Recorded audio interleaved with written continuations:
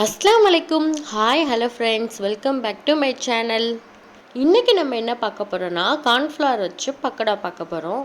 Cornflour வச்சு செய்கிறனால டேஸ்ட்டும் டிஃப்ரெண்ட்டாக நல்லாயிருக்கும். கண்டிப்பாக ட்ரை பண்ணி பாருங்கள். இன்றைக்கி நான் 1 கப் அளவு கார்ன்ஃப்ளவர் மாவு எடுத்துக்கிறேன்.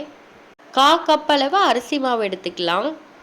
இது ரெண்டையும் நல்லா மிக்ஸ் பண்ணி விட்டலாம். மீடியம் சைஸில் பெரிய வெங்காயம் ஒன்று பொடிசாக கட் பண்ணி சேர்த்துக்கலாம். அடுத்து கொடமிளகா ஒன்று நல்லா பொடிசாக கட் பண்ணி சேர்த்துக்கோங்க.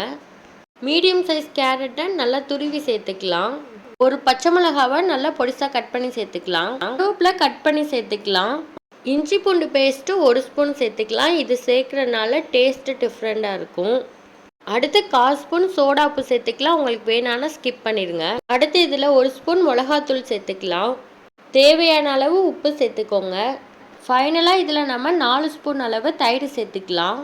வடை இல்லைன்னா பக்கோடா போடுறதுக்கு எந்த அளவுக்கு பிசைவோமோ அந்த பதத்தில் பிசைஞ்சிடலாம். இந்த கன்சிஸ்டன்சியில் மாவு இருக்குது. இனி நம்ம பக்கோடா போட்டுடலாம். எண்ணெய் நல்லா ஹீட் ஆனோன்னா நம்ம ரெடி பண்ணி வச்சுருக்க மாவை ஒன்றா போட்டு எடுத்துடலாம். உங்களுக்கு எந்த சேஃபில் வேணுமோ நீங்கள் அதுக்கேற்றாப்புல போட்டுக்கோங்க.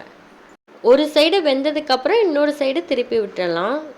2 பக்கமும் வெந்ததுக்கப்புறம் வேறு பிளேட் மாற்றி சர்வ் பண்ணிங்கன்னா டிஃப்ரெண்ட்டான கார்ன்ஃப்ளவர் பக்கோடா ரெடி. இன்றைக்கி கார்ன்ஃப்ளவர் பற்றி டிப்ஸ் பார்த்துடலாம்.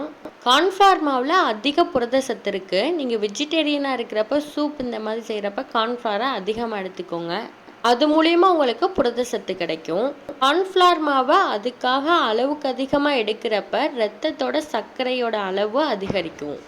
ஒரு பொருளோட நன்மையும் தீமை அறிந்தால் அளவோடு பயன்படுத்தி ஆரோக்கியத்தை மேம்படுத்தலாம். இந்த டிப்ஸ் அண்ட் வீடியோ உங்களுக்கு பிடிச்சிருந்துச்சுன்னா நம்ம சேனலை மறக்காமல் சப்ஸ்கிரைப் பண்ணிடுங்க. தேங்க்யூ.